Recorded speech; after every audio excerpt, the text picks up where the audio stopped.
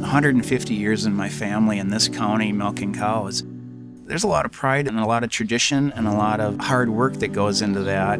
To think that I get up in the morning and I may be doing it a little bit differently than my great-great-great-grandfather did, but I'm doing the same thing. We have a world population that's going to be over 9 billion people in the next 30 years, and someone's got to feed that.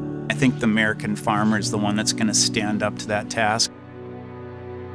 There's a lot of traditions in our family, but I think one of them that I'm most proud of is being a fourth-generation Golden Gopher, and not only that, but a fourth-generation animal science student as well. Minnesota's part of who I am. It's the community I grew up in. It's the state I love. It's fun to be tied to your state that way, your college, and at agriculture that way through that system. There's 3 generations working at our family farm every single day. It gives me a lot of passion, motivates me to continuously improve on the dairy, to never settle with complacency, to always focus on where we want to be in the future and how we're going to get there. I always get choked up when I talk about my dad.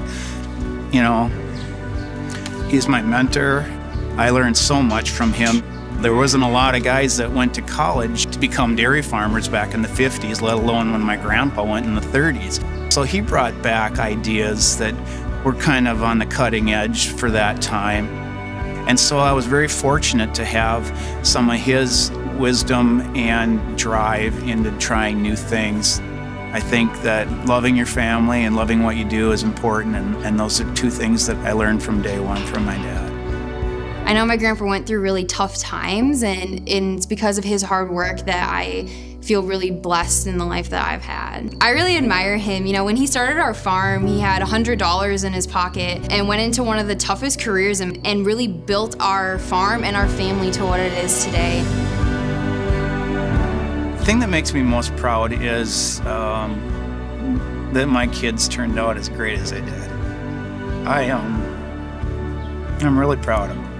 It's humbling to see that they saw some of the values that I tried to share with them, and that they became the fine young adults they are. My wife and I have this theory that we don't own this land, we're just holding it for the next generation. I think that we, as farmers, have figured it out. Tough times don't last, but tough people do.